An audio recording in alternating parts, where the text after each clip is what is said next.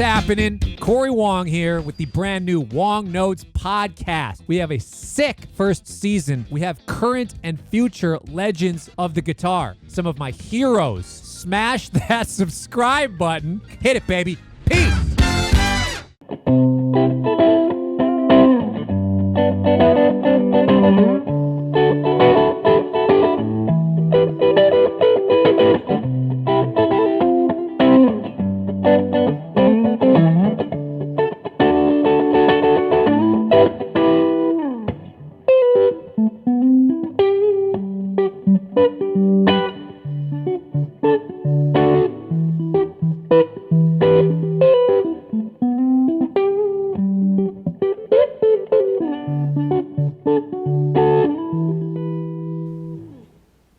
Sounds good, Sam.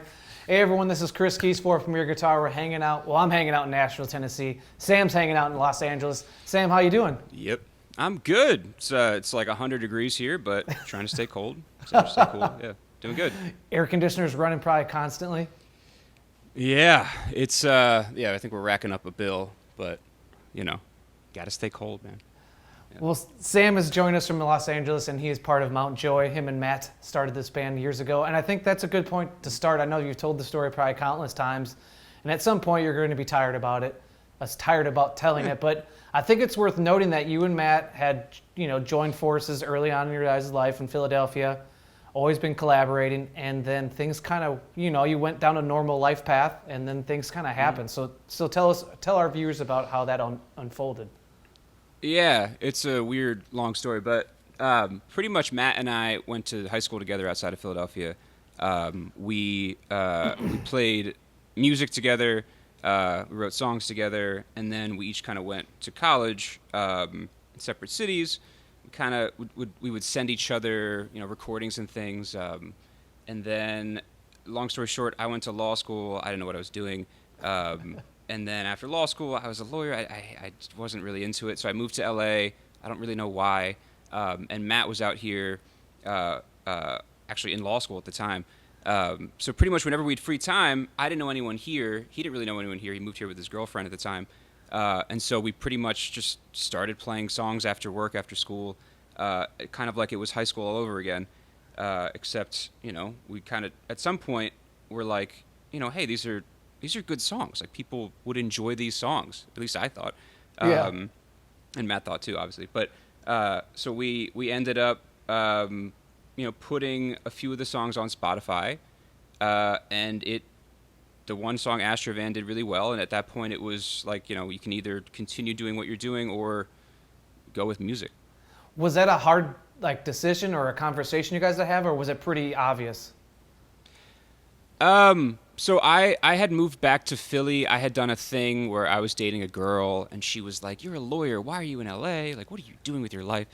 And so I had moved back to Philly after we had recorded these songs, and so I was a lawyer again, and I was like, you know what?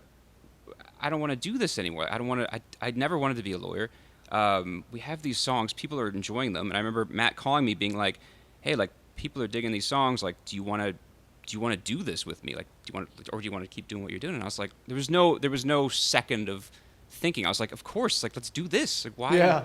This is what we want to do. So, it was an odd time for sure. And it wasn't easy. It's not like an easy thing to just jump into music. But we did. And kudos to you taking the jump, because like you said, the uncertainty can often scare people from the ledge, but you guys did it. Yeah, there was definitely some anxiety early on of just like, how are we going to make money? Because people, music you don't make money. Like, there's just no money in the music industry anymore. So it's just hard to get by. But if you thoroughly enjoy what you do, which I think we did and still do, it makes it a little easier. Yeah. Sure. Well, and then you always have the safety net of the bar if it ever comes to that again. But right now you're doing the guitar thing. Yeah, for now. Yeah.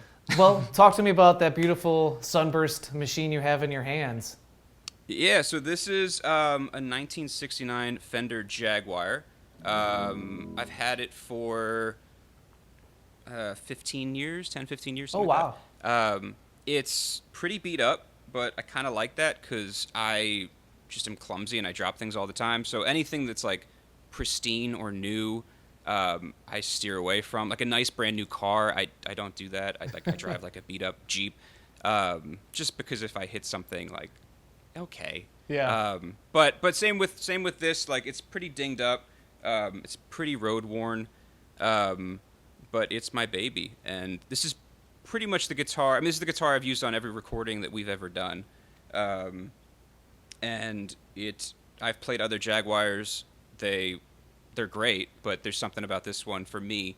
I just know exactly how to play it, exactly how to hit the right notes, and just kind of figuring out where to play. It just works great for the way I play.